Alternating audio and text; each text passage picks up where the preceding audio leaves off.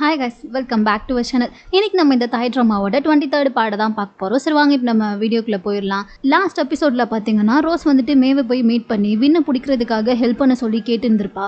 இப்போ இந்த எபிசோட ஸ்டார்டிங்லேயே பார்த்தா மே வந்துட்டு ரோஸ் சொல்லிட்டு போனதெல்லாம் தான் யோசிச்சுட்டு இருக்கா. ஆனால் என்ன முடிவெடுக்க போகிறான்றது தெரியல. இப்போ அடுத்தவன் என்ன பண்ணுறான்னு சொல்லி பார்த்தா ஏதோ ஒரு குப்பை கவர் மாதிரி இருக்குது. அதை வந்துட்டு அங்கே வேலை பார்க்குறவங்க கிட்ட கொடுத்து இதை குப்பையில் போட்டுருங்கன்ற மாதிரி சொல்லி கொடுத்து விட அவங்களுமே சரிமான்ற மாதிரி சொல்லிட்டு அதை வாங்கிட்டு போயிடுறாங்க. ஆனால் அவங்க போனதுக்கப்புறமா இவன் வந்துட்டு அந்த வினோட ஆள் இருப்பான்ல அவனுக்கு கால் பண்ணி இந்த மாதிரி நான் குப்பை கூட பணத்தை வச்சு கொடுத்துருக்கேன், அதை நீ பத்திரமா எடுத்துகிட்டு போய் வின்கிட்ட கொடுத்துருன்ற மாதிரி சொல்லிட்டு கால் பண்ணி சொல்லிடுற. அவனும் சரின்ற மாதிரி கேட்டுட்டு அந்த குப்பையெல்லாம் கூட்டிகிட்டு போவாங்க இல்லையா, அந்த இடத்துக்கு வந்து பார்க்குறான். பார்த்தா கவர் எடுத்து பார்க்கும்போது அதுக்குள்ளே பணமும் இருக்குது. ஸோ அதை எடுத்துக்கிட்டு அவன் பாட்டு வின்னை பார்க்குறதுக்காக வந்துட வின்னும் வந்துட்டு அந்த பணத்தை வாங்கினதுமே பரவாயில்ல இவன் இந்த அளவுக்காச்சும் பணம் கொடுத்துருக்காளேன்னு சொல்லிட்டு அந்த பணத்தை வாங்கி பார்த்துட்டு இருக்கும்போது அந்த இடத்துக்கு பார்த்தா என்னப்பா அடுத்து தப்பிக்கிறதுக்கு கரெக்டாக பிளான்லாம் பக்காவாக போட்டிங்க போலேன்ற மாதிரி சொல்லிட்டு ஒரு சவுண்டு கேட்குது. யாரடான்னு திரும்பி பார்த்தா கானோட ஃப்ரெண்ட் அந்த போலீஸ் இருக்கார்ல அவர் தான். ஃபாலோ பண்ணிட்டு வந்து எப்படியோ கண்டுபிடிச்சிட்டாரு போல. நான் வின்னுக்கு வந்துட்டு எங்கே ஒரு வேலை இந்த ஆள் தான் மாட்டி விட்டு வந்திருப்பானோன்ற மாதிரி அவனுடைய ஆள் மேலே டவுட் வருது. டே நீ தான் பணத்தை வாங்கிட்டு வரும்போது இவங்களையும் கூட சேர்த்து கூட்டிட்டு வந்தியான்ற மாதிரி கேட்க அவன் பார்த்துட்டு பாஸ் என்ன பாஸ் இப்படி கேட்குறீங்க, மாட்டினா நானும் தானே கூட சேர்ந்து மாட்டுவேன், அப்புறம் எப்படி நான் இதெல்லாம் பண்ணுவேன், எனக்கே ஒன்றும் புரியல, இவங்க எப்படி ஃபாலோ பண்ணிட்டு வந்தாங்கன்னு சத்தியமா எனக்கு தெரியலன்ற மாதிரி சொல்ல இங்கே வின்னுக்கா தலையே பிச்சுக்கிற மாதிரி இருக்கு. அப்போ தான் ஆக்சுவலாக பார்த்தா நமக்கு காமிக்கிறாங்க இந்த மே பொண்ணு தான் வந்து கால் பண்ணி சொல்லியிருப்பா போல வந்துட்டு பணத்தை வச்சிருக்கேன்ற மாதிரி அந்த ஆளுக்கு கால் பண்ணி சொல்லியிருப்பாள். அதுக்கப்புறமா என்ன பண்ணியிருக்கான்னா போலீஸ்க்கும் கால் பண்ணி இந்த மாதிரி இந்த ஆளுக்கிட்ட நான் பணத்தை கொடுத்து விட்டுருக்கேன், அவன் பணத்தை எடுத்துக்கிட்டு கண்டிப்பாக வின்னை பார்க்கறதுக்காக தான் போவான், ஸோ நீங்கள் அவனுக்கே தெரியாமல் அவனை ஃபாலோ பண்ணிட்டு போனீங்கன்னா வின் இருக்க இடத்த கண்டிப்பாக கண்டுபிடிச்சிடலான்ற மாதிரி இவ தான் வந்து போலீஸ்கிட்ட சொல்லியிருப்பா போல. ஸோ அதை கேட்டுட்டு தான் அவங்க பார்த்தா இந்த ஆளை ஃபாலோ பண்ணிட்டு வந்து இப்போ வின் இருக்க இடத்த தேடி கண்டுபிடிச்சிருக்காங்க. ஒரு வழியாக இப்போ இவனை அரெஸ்ட்டும் பண்ணி போலீஸ் ஸ்டேஷனுக்கு கூட்டிகிட்டு வந்துட்டாங்க. ஆனால் அங்கே வந்து பார்க்கும்போது அங்கே பார்த்தா கானு ரோஸ் அப்புறம் அவங்க கூட மேவுமே உட்காந்துட்டு இருக்கா. அது பார்த்ததுமே வினுக்கு பயங்கரமாக காண்டாகுது.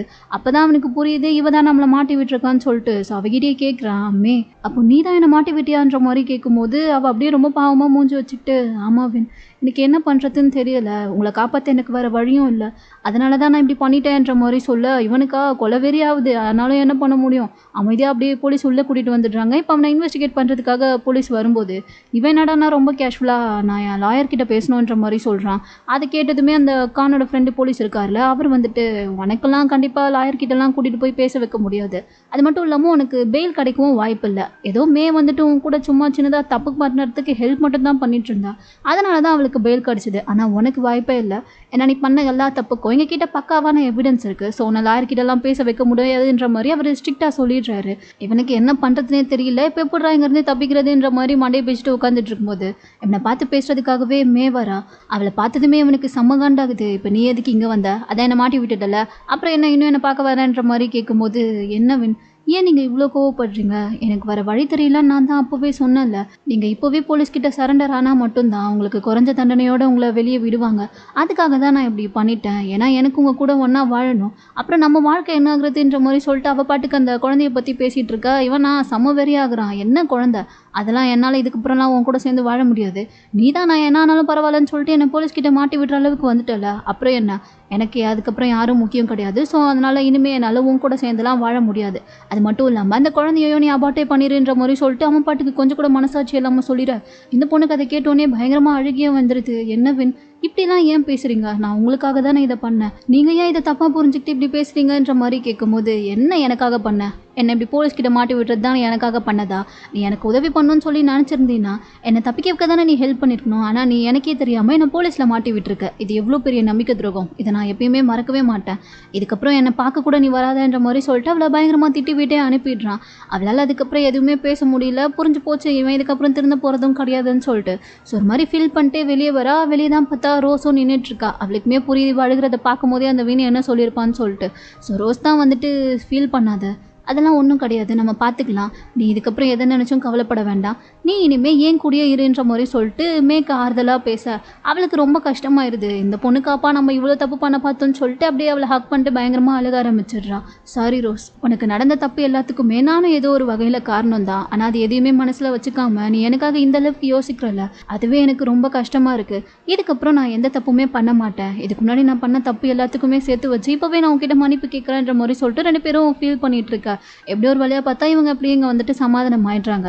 கட் பண்ணி படத்தை சீனில் பார்த்தா கானோட வீட்டில் தான் காமிக்கிறாங்க. ரோஸ் வந்துட்டு கானோட வீட்டுக்கு தான் வந்திருக்கா. ஆனால் அவளால் அவங்க அப்பா முன்னாடி அம்மா முன்னாடிலாம் முகம் கொடுத்து பேசவே முடியல. ஒரு மாதிரி ரொம்ப கஷ்டமாக தான் இருக்குது. இருந்தாலும் வந்துட்டு அவங்க கிட்ட பண்ண தப்பு எல்லாத்துக்குமே மன்னிப்பு கேட்டுட்டு அவள் தான் இந்த ஊரை விட்டு போகிறான்னு சொல்லி முடிவு எடுத்துட்டாலையா. ஸோ அதுக்காக தான் மன்னிப்பு கேட்டுட்ருக்கா. அது மட்டும் இல்லாமல் நான் இந்த ஊரை விட்டும் போகிறேன், இதுக்கப்புறம் என்னால் உங்களுக்கு எந்த தொல்லையும் இருக்காது, அதனால நான் பண்ண தப்பு எல்லாத்துக்குமே உங்கள் எல்லாரும் முன்னாடியும் நான் இப்போ மன்னிப்பு கேட்டுக்கிறேன்ற மாதிரி சொல்லிட்டு ரொம்ப ஃபீல் பண்ணி மனசார மன்னிப்பு கேட்க, இதெல்லாம் கேட்கும்போது கானோட அப்பாவுக்கும் சரி அம்மாவுக்கும் சரி ஒரு மாதிரியாக தான் இருக்குது. ஏன்னா இவன் மேலே இவங்க உண்மையாகவே கொஞ்சம் பாசம் வச்சுருந்தாங்கல்ல.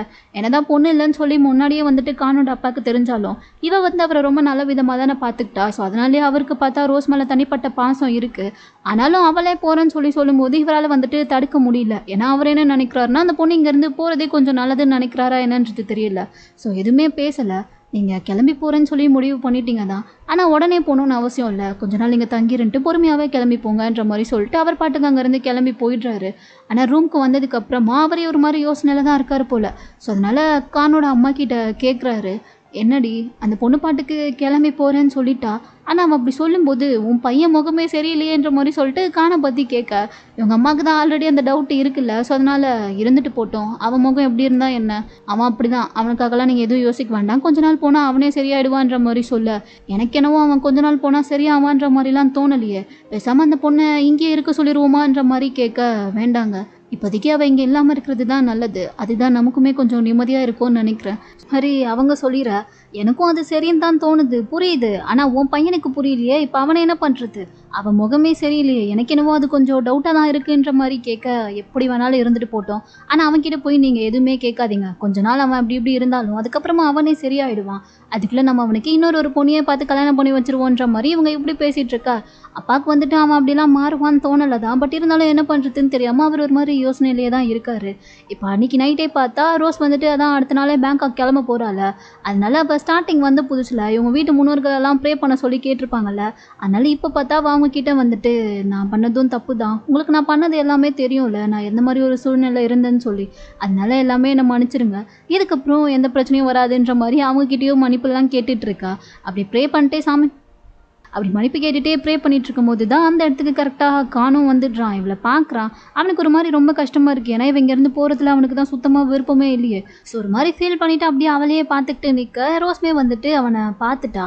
ஆனால் அவளால் எதுவுமே பேச முடியல. அவளும் அப்படியே அமைதியாக நின்றுட்டு இருக்கும்போது கான் தான் அவங்ககிட்ட கொஞ்சம் பேசணும் ரோஸ், வெளியே வான்ற மாதிரி கூப்பிட்டுட்டு வந்துட்டு இப்போ 2 பேருமே பேசிகிட்டு இருக்காங்க.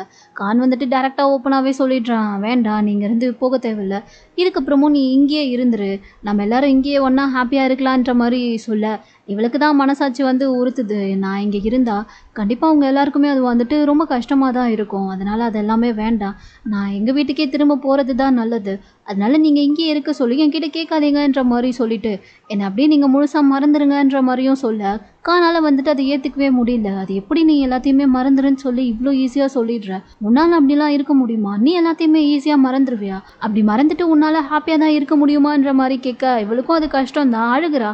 ஆனாலும் என்ன பண்ண முடியும், இப்போதைக்கு அவளுக்கு இருக்க ஒரே யோசனை இந்த வீட்டை நம்ம போனால் தான் இங்கே இருக்கவங்க எல்லாரும் ஹாப்பியாக இருப்பாங்கன்னு சொல்லி தோணுது போல், அதனால தான் இங்கேருந்து போகணுன்னு சொல்லி இப்படி முடிவு பண்ணிட்டா. ஆனாலும் கானுக்கு வந்துட்டு அதில் விருப்பமே இல்லை. அவளை போக விடாமல் ட்ரை பண்ணுறதுக்காக என்னென்னமோ பேசி பார்க்குறான். பட் ரோஸ் வந்துட்டு அவளுடைய முடிவில் ரொம்பவே ஸ்ட்ராங்காக இருக்கா. ப்ளீஸ் கான், இதுக்கப்புறமும் நீங்கள் என்னை ஃபோர்ஸ் பண்ணாதீங்க, நீங்கள் என்ன சொன்னாலும் பரவாயில்ல, நான் இங்கேருந்து போக தான் போகிறேன், தயவு செஞ்சு என்னை போக விடுங்கன்ற மாதிரி கேட்டுட்டு இவள் பாட்டுக்கு அங்கேருந்து போக ஆரம்பிச்சிடறேன். கான் அப்பவும் விடுற மாதிரி இல்லை. அவள் கையை பிடிச்சிக்கிட்டு அப்படியே அவளை பின்னாடி இருந்து ஹக் பண்ணிக்கிறான். இவளுக்கு ரொம்ப கஷ்டமாக இருக்குது, அவன்கிட்ட பேசவும் முடியல, இங்கேருந்து போக மாட்டேன்னு சொல்லவும் முடியல. அதனால் அப்படியே அழுதுகிட்டே இருந்தவ கொஞ்ச நேரத்தில் அவளே அங்கேருந்து விலகி போயிட, கானாலையும் இதை தாங்கிக்க முடியல. அவனுமே அழுதுட்டு தான் இருக்கான். நைட்டு கூட 2 பேருமே தூங்கலை. 2 பேருமே அவங்கவுங்க ரூமில் தனித்தனியாக ஃபீல் பண்ணி அழுதுகிட்டே தான் இருக்காங்க. அதுவும் இல்லாமல் 2 பேரும் ஒன்றா இருந்தப்போ நிறைய ஃபோட்டோஸ்லாம் கூட எடுத்திருப்பாங்கல்ல சாப்பிடும் போதெல்லாம், அது எல்லாத்தையுமே ரோஸ் வந்துட்டு அவளுடைய ஃபோனில் வச்சிருப்பா போல். ஸோ அதெல்லாம் பார்த்துக்கிட்டே அவள் ரொம்ப ஃபீல் பண்ணுறா. அதெல்லாம் பார்க்கும்போது கண்ட்ரோலே பண்ண முடியல அழுகைய. இதுக்கப்புறமும் இந்த ஃபோட்டோஸ் நம்மக்கிட்ட இருக்கிறது நல்லது இல்லைன்னு சொல்லிட்டு அந்த ஃபோட்டோஸ் எல்லாம் டெலீட் பண்ணிவிட்டு இப்போ மொத்தமாக உட்காந்து பயங்கரமாக அழுக ஆரம்பிச்சிட்றா. ஏன்னா இவளுக்கு தான் வந்துட்டு காண ரொம்ப பிடிக்கும்ல. ஸோ அவனை விட்டு போகிறது இவளுக்குமே கஷ்டமாக தான் இருக்குது போல். ஸோ இப்படியே நைட்டு ஃபுல்லாக 2 பேரும் ஆளாளுக்கு தனித்தனியாக ஃபீல் பண்ணிட்டே இருக்க, கட் பண்ணி அடுத்த நாள் காலையில் தான் காமிக்கிறாங்க. 3 பேருமே வந்துட்டு, அதாவது ரோஸோட அம்மா தம்பின்னு சொல்லிட்டு சொல்லிட்டு எல்லாருமே வந்து பேங்காக் கிளம்பி போகிறதுக்காக ஏர்போர்ட் வந்துட்டாங்க. கூட அவங்கள ட்ராப் பண்ணிட்டு போகிறதுக்காக கானும் யாங்கும் மட்டும்தான் வந்திருக்காங்க போல். கானு நீ போகாதன்ற மாதிரி கனாலியே அவளை பார்த்து சொல்லிட்டு இருக்கான். பட் இவ வந்துட்டு அதெல்லாம் பெருசாக கண்டுக்கிற மாதிரி தெரியல. சரி நாங்கள் கிளம்புறோன்ற மாதிரி சொல்லிட்டு ரோஸோட அம்மாவும் தம்பியும் அவங்களுக்கு தேங்க்ஸ் சொல்லிட்டு அங்கேருந்து போயிட. ரோஸ் மட்டும் ஒரு மாதிரி நின்று கானை பார்த்துக்கிட்டே இருக்கா. நானும் கிளம்புறேன்ற மாதிரி சொல்லிட்டு பாவலும் அங்கேருந்து போக கான் உடனே அவளை கையை பிடிச்சிக்கிட்டு அங்கே போனதுக்கப்புறம் உனக்கு என்ன பிரச்சனை இருந்தாலும் பரவாயில்ல, நீ யோசிக்காமல் உடனே எனக்கு கால் பண்ணலாம், நான் எப்பயுமே உனக்காக வந்து நிற்பேன்ற மாதிரி சொல்ல. சரின்ற மாதிரி சொல்லிட்டு இவ ஜஸ்ட் ஒரு ஸ்மைல் மட்டும் தான் பண்ணுறா. வாயை திறந்து கூட எதுவுமே பேசலை. அப்படியே அங்கேருந்து கிளம்பி போயிட. இவனுக்கு அது ரொம்ப கஷ்டமாக தான் இருக்குது. ஸோ ஃபீல் பண்ணிட்டு அப்படியே வீட்டுக்கு கிளம்பிடுறான். வீட்டில் பார்த்தா அவனுடைய அப்பாவுமே வந்துட்டு ஃபீல் பண்ணிட்டு தான் இருக்காரு. ஏன்னா அவருக்கும் தான் வந்துட்டு இவளை ரொம்ப பிடிக்கும்ல. இப்போ அவள் போனது அவருக்குமே ஒரு மாதிரி கஷ்டமாக இருக்குது போல். அது மட்டும் இல்லாமல் அவள் இங்கே இருந்த வரைக்கும் இவருக்காக சாப்பிட்றதுக்கு நிறைய வாங்கிட்டு வந்து கொடுத்துருப்பார்ல, குக்கீஸ்லாம். ஸோ அது மாதிரியே இங்கே இன்னொரு குக்கி அங்கே பிளேட்டில் இருக்குது போல். அதெல்லாம் பார்த்துக்கிட்டு அவள் கூட இருந்தது, அவள் ரொம்ப பாசமாக இவரை பார்த்துக்கிட்டது, இப்போ பாரு அவரை சிரிக்க வச்சு சாப்பிட வச்சுன்னு சொல்லிட்டு நிறைய ஹெல்ப் பண்ணியிருப்பாள். ஸோ அது எல்லாத்தையுமே நினச்சி பார்த்துட்டு இவருமே இங்கே ஃபீல் பண்ணிட்டு தான் இருக்காரு. அந்த டைம் தான் யாங் வரா. அவளுக்கு வந்துட்டு இவர் இப்படி சோகமாக இருக்கிறத பார்க்கும்போதே புரியுது ரோஸை நினச்சி தான் ஃபீல் பண்ணுறாரு போலன்னு சொல்லிட்டு. ஸோ அதனாலே அவரை சமாதானப்படுத்துறதுக்காக இவ கூட உட்காந்து பேசிக்கிட்டு நான் உங்களுக்காக பாட்டெல்லாம் போட்டு காமிக்கிறேன்ற மாதிரி பாட்டெல்லாம் போட்டுட்ருக்கேன். இந்த மாதிரிலாம் கூட இவருக்கு வந்துட்டு ரோஸ் தான் பண்ணியிருப்பா போல். ஸோ அதனால் அவருக்கு பார்த்தா இன்னமும் ரோஸோட ஞாபகம் தான் அதிகமாக வருதே தவிர அவரால் வந்துட்டு பழையபடி நார்மலாக இருக்கவே முடியல. அந்த டைம் கானும் வந்துட்டு என்னப்பா ஒரு மாதிரி சாப்பிடாமலே இருக்கீங்களாமே, என்னாச்சுன்ற மாதிரி கேட்க அதெல்லாம் ஒன்றும் இல்லை, நான் நல்லா தான் இருக்கேன்ற மாதிரி பேசிகிட்டு இருக்கும்போது கானும் வந்துட்டு அந்த பிளேட்டில் இருக்க குக்கீஸை பார்க்குறான். அவனுக்கும் அதை பார்க்கும்போது ரோஸோட ஞாபகம் தான் வருது. ஒருவேளை அவள் தான் எதுவும் வாங்கி கொடுத்துருக்காளான்ற மாதிரி. அப்பா இந்த குக்கீஸ் ரோஸ் தானே எப்பயுமே வாங்கி கொடுப்பான், இது எப்படி இங்கே இருக்குன்ற மாதிரி கேட்கும்போது அது உங்கள் அம்மாவோட ஃப்ரெண்டு யாரோ ஒருத்தவங்க அந்த கடைக்கு போயிருந்தாங்களாம், அதனால அவங்க தான் இந்த குக்கீஸை ஏதோ யதார்த்தமாக வாங்கிட்டு வந்து கொடுத்துருக்காங்க. ஆனால் இதை பார்க்கும்போதெல்லாம் எனக்கு அந்த பொண்ணு ரோஸோட ஞாபகம் தான் அதிகமாக வருதுன்ற மாதிரி ஃபீல் பண்ணேன். கான்மே பார்த்தா அந்த குக்கீஸையே தான் பார்த்துட்டு ஒரு மாதிரி ஃபீல் பண்ணிட்டே இருக்கான். இதை வந்து அவங்க அப்பாவுமே நோட் பண்ணுறாரு. நோட் பண்ணவர் கான்னு சொல்லி கூப்பிடுறாரு. பட் அவனுக்கு வந்துட்டு கேட்கவே இல்லை. ஃபுல்லாக ரோஸோட ஞாபகமாகவே தான் நின்றுட்டுருக்கான் போல். இவர் கொஞ்சம் கத்தி காணுன்னு சொல்லி கூப்பிட்டதுக்கப்புறம் தான் சொல்லுங்கப்பா என்னாச்சுன்ற மாதிரியே அவன் கேட்குறான். இல்லை எனக்கு ஒரு மாதிரியாக இருக்குது, வெளியே கொஞ்ச நேரம் போகணும் போல் இருக்குது, என்ன வெளியே கூட்டிகிட்டு போறியான்ற மாதிரி கேட்க இதெல்லாம் ஏன்ப்பா என்கிட்ட கேட்டுட்ருக்கீங்க, வாங்க நான் கூட்டிகிட்டு போகிறேன்ற மாதிரி சொல்லிட்டு வெளியே கூட்டிகிட்டு வரான். வந்ததுக்கப்புறம் ரெண்டு பேரும் தனியாக பேசிக்கிறாங்க. அப்பா என்ன சொல்கிறாருன்னா, என்ன தான் இந்த ரோஸ் பொண்ணு என்னுடைய பொண்ணு இல்லைனாலும் அவள் இங்கேருந்து போனதை என்னால் ஒரு மாதிரி தாங்கிக்கவே முடியல, ரொம்ப கஷ்டமாக இருக்குது. அவள் இந்த வீட்டுக்குள்ளே என் பொண்ணாக இருந்த வரைக்கும் ஒரு மாதிரி துருன்னு எப்போ பாரு எங்கேயாச்சும் போயிட்டே இருப்பா. எப்போ வெளியே போனாலும் எனக்காக ஏதாச்சும் பார்த்து வாங்கிட்டு வந்து சாப்பிட்றதுக்காக கொடுப்பா, என்கிட்ட பேசிகிட்டு இருப்பா, என்ன பாசமாக பார்த்துப்பா. அது எல்லாத்தையுமே இப்போ நான் ரொம்ப மிஸ் பண்ணுறேன். அவளை நினைக்காம என்னால் இருக்கவே முடியலன்ற மாதிரி ஃபீல் பண்ண காணும் பார்க்குறான். அப்பா அவள் இப்போ தான் பேங்காக்கே போய் ரீச் ஆகிருப்பா, அவள் கிளம்பி இன்னும் 1 மணி நேரம் கூட ஆகலை, அதுக்குள்ளே நீங்கள் அவ்வளோ மிஸ் பண்ணுறீங்களா? அப்படி மிஸ் பண்ணிங்கன்னா அவளுக்கு வேணா ஃபோன் பண்ணி பேசுங்கன்ற மாதிரி சொல்ல, இல்லைடா ஃபோன் பண்ணி பேசுகிறதுலாம் சரியாக வருமானு எனக்கு தெரியல, ஆனால் அந்த பொண்ணு இல்லாமல் இருக்கிறது என்னால் ஏற்றுக்கவே முடியல, இப்படியே எத்தனை நாள் இருக்க முடியும்னு எனக்கு தெரியலன்ற மாதிரி இவர் ஃபீல் பண்ணி பேச, இவன் என்னடானா லைட்டாக கொஞ்சம் அப்பாக்கே வந்து அட்வைஸ் பண்ணுற மாதிரி, நீங்கள் அவ்வளோ மிஸ் பண்ணிங்கன்னா பேசாமல் நீங்கள் கிளம்பி பேங்காக் போய் அவளை மீட் பண்ணிட்டே வந்துடுங்கப்பா. புக்கெட்லேருந்து பேங்காக்கு என்ன ஒரு மணி நேரம் ட்ராவல் தானே, வேணும்னா சொல்லுங்கள் நான் ஃப்ளைட் டிக்கெட் கூட போட்டு தரேன்ற மாதிரி சொல்லிட்டு ரொம்ப கேஷுவலாக இவன் பேசுகிற மாதிரி அப்பா முன்னாடி காட்டிக்கிறான். ஆனால் அவருக்கு தான் நல்லா தெரியும்ல இவருடைய ஃபீலிங்கை விட அவனுக்கு தான் வந்து அது ரொம்ப கஷ்டம்னு சொல்லிட்டு. ஸோ யோசிக்காமல் டேரெக்டாகவே கேட்டுடுறாரு, நான் ஃபீல் பண்ணுறத விட நீ ஃபீல் பண்ணவே இல்லையாடான்ற மாதிரி கேட்க அவனுக்கு என்ன சொல்கிறதுனே தெரியல. என்னப்பா சொல்கிறீங்கன்ற மாதிரி கேட்க, இல்லை எனக்காச்சும் அவன் என் பொண்ணு இல்லைன்னு சொல்லி அப்பப்போ மனசை தேத்திக்க முடியும், ஆனால் உன்னால் அப்படியெல்லாம் இருக்க முடியாதுல்ல, நீ தான் என்னை விட ரொம்ப அதிகமாக ஃபீல் பண்ணுவலன்ற மாதிரி கேட்க ஒரு மாதிரி அப்படியே அமைதியாகவே நின்றுட்டுருக்கான். என்னப்பா எப்படி சொல்கிறீங்க எனக்கு புரியலன்ற மாதிரி கேட்க, தெரியும்டா நீ எவ்வளோ ஃபீல் பண்ணுவேன்றது எனக்கு நல்லாவே தெரியும், ஏன்னா ரோஸ் தான் இங்கேருந்து கிளம்ப போகிறேன்னு சொல்லும்போது நான் உன் முகத்தை பார்த்தேனே, சொல்லு நீ அவன் போனதை நினச்சி ஃபீல் பண்ணவே இல்லையா, நான் மட்டும்தான் ஃபீல் பண்ணி உன்கிட்ட புலம்பிகிட்ருக்கேனா என்னன்ற மாதிரி கேட்க, அதுக்கு நான் என்னப்பா பண்ண முடியும், நானும் அவளை இங்கேருந்து போன்னு சொன்னேன், நானும் அவளை போகாதன்னு சொல்லி எவ்வளவோ தடுத்தேன், ஆனால் அவள் தான் கேட்கவே இல்லை. அது மட்டும் இல்லாமல் எனக்கு நல்லாவே தெரியும் என்னதான் அவள் மனசை மாற்றிக்கிட்டு இங்கேயே இருக்கேன்னு சொல்லி முடிவு பண்ணாலும் அவளால் இங்கே அந்தளவுக்கு நிம்மதியாக ஹாப்பியாக இருக்க முடியும்னு எனக்கு தோணலை. ஏன்னா அவள் ரொம்ப நல்ல பொண்ணுப்பா, கண்டிப்பாக அவள் பண்ண தப்பு எல்லாமே அவளுக்கு கொஞ்சம் மனசாட்சி உறுத்தோம்ல, அதனால தான் அவள் இங்கே இல்லாமல் கிளம்பி போயிட்டா. அது புரிஞ்சதுனால தான் நானுமே பெருசாகல அந்த அளவுக்குலாம் ஒன்றும் ஃபோர்ஸ் பண்ணவே இல்லைன்ற மாதிரி சொல்லிட்டு இவன் கொஞ்சம் ஃபீல் பண்ணிட்டே நின்றுட்டுருக்க. அப்பாவும் அவனை பார்த்துட்டு தான் இருக்காரு. அவருக்கு என்ன சொல்கிறதுன்னு தெரியல. அங்கே கட் பண்ணால் இப்போ அப்படியே வந்துட்டு பேங்காக்கில் தான் காமிக்கிறாங்க. அங்கே தான் ரோஸ் வந்துட்டால. அங்கே தான் இப்போ அவளுக்கு வேலை இல்லையே, அதனால வேறு ஏதாச்சும் கம்பெனியில் போய் ஜாயின் பண்ணணும்னு சொல்லிட்டு எல்லா கம்பெனிக்கும் ரெஸ்யூமே தூக்கிட்டு ஏறி ஏறி இறங்குறா. ஆனால் எந்த கம்பெனிலையுமே இவளுக்கு வேலை யாருமே கொடுக்க மாட்டேங்கிறாங்க. ஏன்னா இவ தான் ஆல்ரெடி வந்துட்டு வினோட கம்பெனியில் ஒர்க் பண்ணி அவனுக்கு சப்போர்ட் பண்ணி நிறைய தலைமுறை வேலைகளெல்லாம் பார்த்துருக்காள்.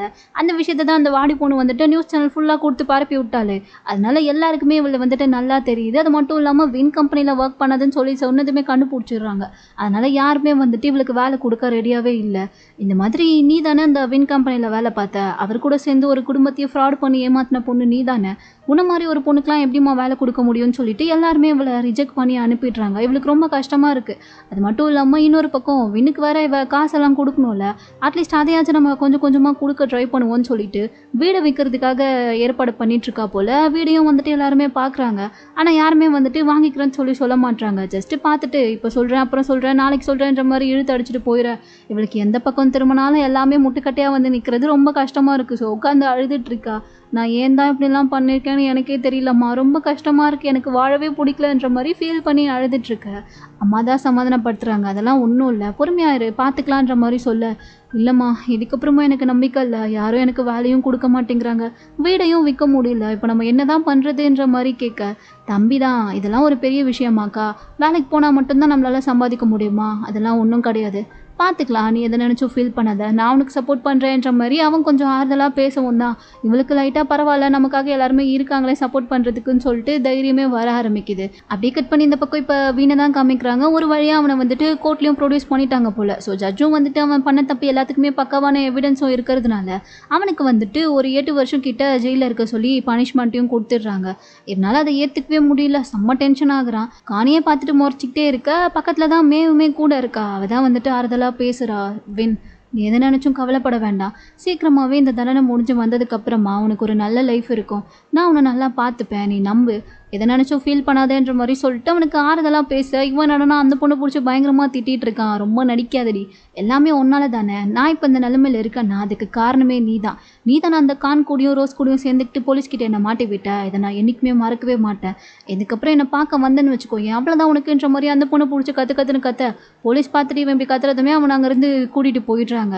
ஆனால் மேற்கு தான் பாவம், ரொம்ப கஷ்டமாக இருக்குது, நம்ம இவனுடைய நல்லதுக்காக தானே பண்ணோம், ஆனால் இவன் ஏன் நம்மளை புரிஞ்சுக்கவே மாட்டேங்கிறானேன்னு சொல்லிட்டு ஃபீல் பண்ணிட்டே வரும்போது தான் கான் பார்த்தா ஆப்போசிட்ல வரான். மே அவனை பார்த்ததும் என்ன பேசுறதுன்னு தெரியாம ஒரு மாதிரி அப்படியே நின்றுட்டே இருக்க. கானே வந்து அவகிட்ட, நீ எதை நினைச்சும் ஃபீல் பண்ண தேவையில்ல, உனக்கு ஏதாச்சும் ஹெல்ப் தேவைப்பட்டா நீ தாராளமா வந்துட்டு என்கிட்ட கேட்கலாம், எதுவாக இருந்தாலும் நான் பண்றேன்ற மாதிரி சொல்ல, இவளுக்கு ரொம்ப சந்தோஷமா இருக்கு. தேங்க்ஸ் கான்ன்ற மாதிரி சொல்லிட்டு அங்கேருந்து கிளம்பிட.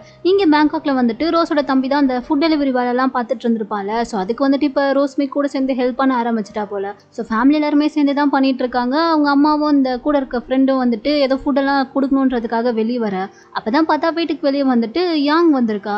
அவளை பார்த்ததுமே ரோஸோட அம்மாவுக்கு வந்துட்டு ரொம்ப சந்தோஷமாயிருது. யாங் நீயா எப்போம்மா வந்தேன்ற மாதிரி அவகிட்ட பேசிகிட்டு இருக்கும்போது தான் தம்பியும் வெளியே வரான். அவனும் அவளை ஃபஸ்ட்டு வந்தபோது பார்க்கல, அவங்க அம்மா கிட்ட சாப்பாடெல்லாம் கொடுத்துட்டு செதர்ச்சியாக பார்க்கும்போது தான் இவன் நின்றுட்டு இருக்கிறதையும் அவன் நோட் பண்ணுறான். அவனுக்குமே வந்துட்டு இந்த பொண்ணை பார்த்ததுமே ரொம்ப சந்தோஷமாயிருது. யோங் நீ எப்போ வந்தேன்ற மாதிரி அவனும் கேட்க, இப்போ தான் வந்தேன், உங்கள் அம்மா கிட்ட தான் பேசிகிட்டு இருந்தேன்ற மாதிரி சொல்ல, என்ன இந்த பக்கம் அதிசயமாக இருக்குன்ற மாதிரி தம்பி கேட்க, அதுவா உன்னை ரொம்ப மிஸ் பண்ணேன், அதை தான் வந்துட்டேன்ற மாதிரி இந்த பொண்ணு பட்டுன்னு சொல்லிடுறா. அவனுக்கு ஒரு மாதிரி ஆயிடுது, ஷை ஆகிட்டு வைக்கப்பட்டுட்டே இருக்கா. அவங்க அம்மாவும் அந்த கூட இருக்க ஃப்ரெண்டும் ஒரு மாதிரியாக பார்க்குறாங்க. அப்புறமா பார்த்தா யாங்கே பேச்சு மாற்றிடுறா, இல்லை எனக்கு ரொம்ப பசிக்குது, நீங்கள் செய்கிற டிஷ் வேறு ரொம்ப நல்லா இருக்குமா, அதனால தான் சாப்பிட்டு போகலான்றதுக்காக வந்தேன்ற மாதிரி சொல்லிட்டு அப்படியே பேச்சை மாற்றிட, சரி சரி வா உள்ளே போய் சாப்பிட்லான்ற மாதிரி சொல்லிட்டு இவனே கூட்டிகிட்டு வந்து அவளுக்கு சாப்பாடெல்லாமும் கொடுக்குறான். அவளும் சாப்பிட்டுட்டே பேசிட்டே இருக்கும்போது, நீங்கள் ரொம்ப சூப்பராக சமைக்கிறீங்க, ஆனால் எப்படி தனியாக இவ்வளோ சமையலையும் செஞ்சு இதெல்லாம் பண்ணிகிட்ருக்கீங்க, யாருமே உங்களுக்கு ஹெல்ப் பண்ணலையான்ற மாதிரி கேட்க, தம்பியும் வந்துட்டு இல்லை இல்லை அதான் அம்மா ஹெல்ப் பண்ணுறாங்கல்ல, அப்புறம் அக்கா கூட இப்போ தான் எனக்கு ஹெல்ப் பண்ணுறான்ற மாதிரியே பேசிட்டு இருக்கும்போது தான் இந்த பொண்ணு வந்துட்டு சும்மா கேட்குறா, இவ்வளோ சூப்பராக சமைக்கிறேன்னா கண்டிப்பாக உனக்கு வந்துட்டு ஏதாச்சும் ஒரு கேர்ள் ஃப்ரெண்ட் இருக்கணுமே, யாராச்சும் இருக்காங்களான்ற மாதிரி கேட்க, இப்போ வரைக்கும் அப்படி யாரும் இல்லை, ஆனால் ஒரு பொண்ணு மட்டும் என் பின்னாடி எப்போ பாரு சுற்றிக்கிட்டே இருப்பான்ற மாதிரி சொல்கிறான். ஒரு பொண்ணா யார் இதுன்ற மாதிரி கேட்கும்போது, அந்த பொண்ணு யாருன்னு நான் சொல்ல மாட்டேன், ஆனால் அந்த பொண்ணுக்கு என்ன பிடிக்குமாலாம் தெரில, பட் பின்னாடி தான் சுற்றிட்டு இருப்பான்ற மாதிரி கேட்க, அப்போ உனக்கு அந்த பொண்ணை பிடிக்குமான்ற மாதிரி இவன் கேட்க, கேட்குறா.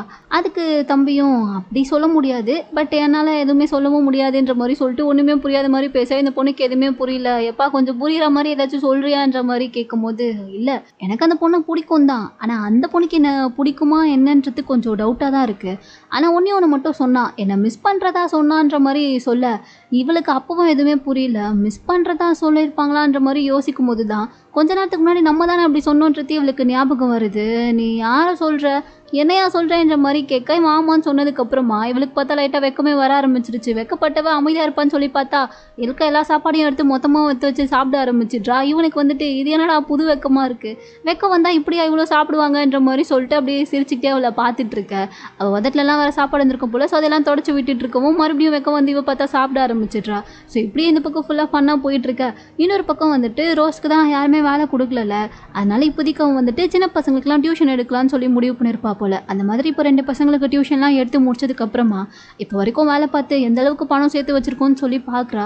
எவ்வளோ சேர்த்தா என்னன்றதுலாம் தெரியல. அடுத்த சீனே பார்த்தா இவன் வந்துட்டு வின்னை பார்க்குறதுக்காக வின் இருக்க ஜெயிலுக்கு தான் கிளம்பி வந்திருக்கா. அவனையும் வந்துட்டு ரோஸை பார்க்குறதுக்காக வெளியே கூட்டிகிட்டு வராங்க. ஸோ இதோட தான் இந்த ட்ராமாவோட 23rd பார்ட் இங்கே முடியுது. இதுக்கப்புறம் அடுத்து இன்னும் என்ன நடக்க போகுதுன்றதை நம்ம நெக்ஸ்ட் பார்ட்டில் பார்த்துடலாம். இந்த வீடியோ உங்களுக்கு பிடிச்சிருந்தா லைக் பண்ணுங்கள், மறக்காமல் நம்ம சேனலுக்கு சப்ஸ்கிரைப் பண்ணுங்கள்.